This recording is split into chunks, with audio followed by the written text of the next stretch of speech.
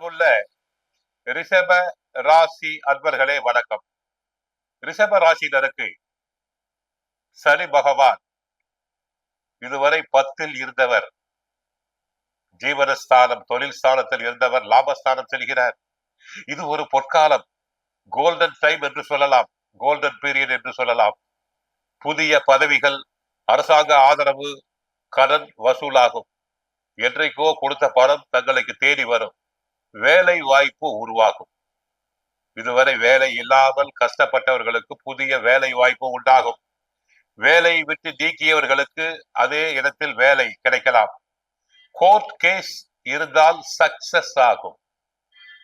இதுவரை ஜவ்வாக இழுத்த court case வெற்றி பெறலாம். அரசு வேலை கிடைக்கும். சிலர் போட்டி தேர்வுகளில் எழுதி அரசு வேலை கிடைக்கும். உயர்ந்த பதவிகளுக்கு செல்லலாம்.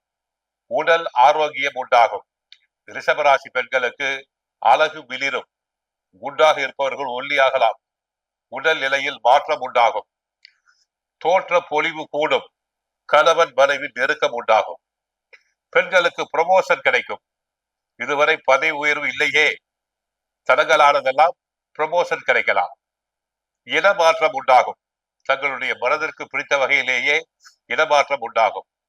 அடுத்து ரிஷப ராசினருக்கு குரல் வலை சம்பந்தப்பட்டது. சற்று கவனமாக இருங்கள். வக்கிர சனி 12/7/2025 முதல் 27/11/2025 வரை, மீண்டும் 26/7/2026 முதல் 10/12/2027 வரை. வக்கிர சனியின் போது கூட தங்களுக்கு முன்னேற்றம் தான். சிலருக்கு வக்கிரம் அடையும் போது பாதிப்பாகும், பட் தங்களுக்கு நன்மைகளே அதிகரிக்கும். அடுத்து தொழிலில் முன்னேற்றம், குடும்பத்தில் முன்னேற்றம், சுபகாரிய பேச்சுக்கள் முன்னேற்றம், தொழிலில் முன்னேற்றம் அனைத்தும் உண்டாகும். வேலை செய்யும் இடத்தில் தங்களை மனதார பாராட்டுவர். உயர் அதிகாரி தங்களை மனதார பாராட்டுவார். சிலர் போட்டித் தேர்வுகளில் வெற்றி பெறலாம். பணம் நிறைய சேரும். சேமிப்புகளை தொடர்வீர்கள். அரசாங்க ஆதரவு உண்டாகும்.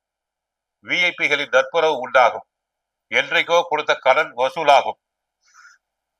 மனதிற்கு ரம்யமாக இருக்கும். கணவன் மனைவி உறவில் நெருக்கம் உண்டாகும். அந்யோன்யம் கூடும்.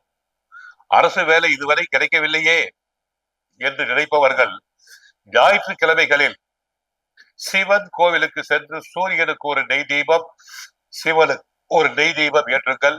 வாரம் ஏற்றிக்கொண்டே வாருங்கள். கட்டாயமாக உங்களுக்கு அரசு வேலை கிடைக்கும்.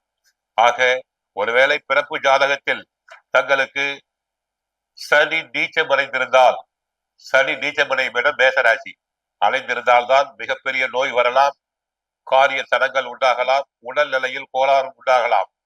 விநாயகர் வழிபாடு, ஆஞ்சநேயர் வழிபாடு, பைரவர் வழிபாடு நன்மை அளிக்கும். சுந்தரகாண்ட பாராயணம் செய்யுங்கள். வாழ்க வளமுடன், மங்களம் உண்டாகட்டும்.